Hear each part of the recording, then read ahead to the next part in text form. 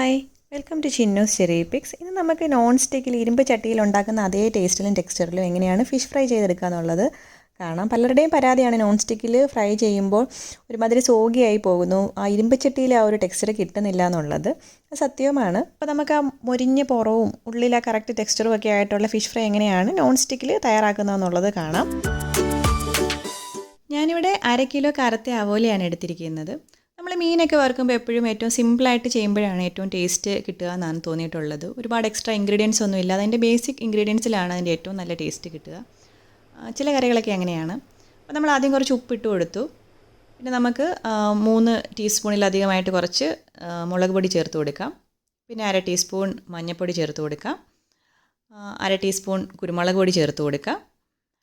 പിന്നെ ഒരു അര നാരങ്ങയുടെ നീര് ചേർത്ത് കൊടുക്കാം.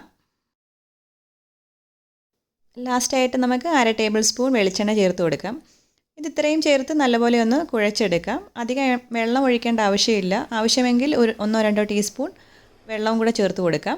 നമ്മളിതൊരു അരമണിക്കൂർ ഇങ്ങനെ മാരിനേറ്റ് ചെയ്ത് ഇതിലൊന്ന് പിടിക്കാനായിട്ട് വെച്ചിരിക്കാം.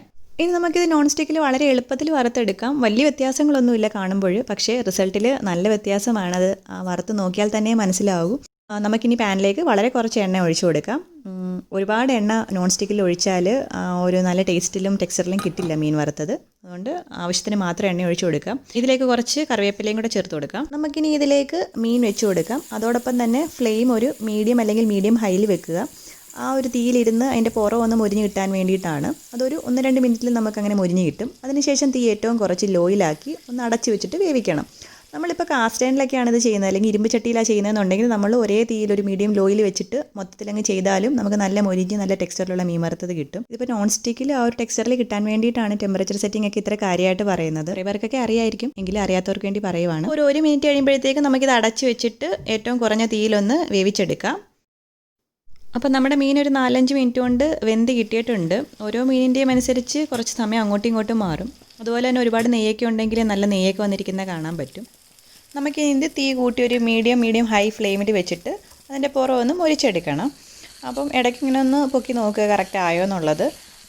നല്ലതായിട്ടൊന്ന് ബ്രൗൺ അല്ലെങ്കിൽ ഒരു ചെറിയൊരു ബ്ലാക്ക് കളറൊക്കെ ആകുമ്പോൾ നമ്മളത് തിരിച്ചിട്ട് കൊടുക്കാം. അതിനുശേഷം അതേ തീയിൽ വെച്ചിട്ട് മറ്റേ സൈഡും ഒന്ന് മൊരിച്ചെടുക്കണം. ഈ ഒരു കളർ ഇങ്ങനെ വരും, അത് കരിഞ്ഞ ടേസ്റ്റൊന്നും അല്ല, അത് കറക്റ്റായിട്ടുള്ള ടെക്സ്ചറാണ്. അപ്പം ഇങ്ങനെ തന്നെ ചെയ്യാനായിട്ട് ശ്രദ്ധിക്കുക. അപ്പോൾ നമ്മുടെ 2 സൈഡും നല്ല മൊരിഞ്ഞ് കിട്ടിയിട്ടുണ്ട്.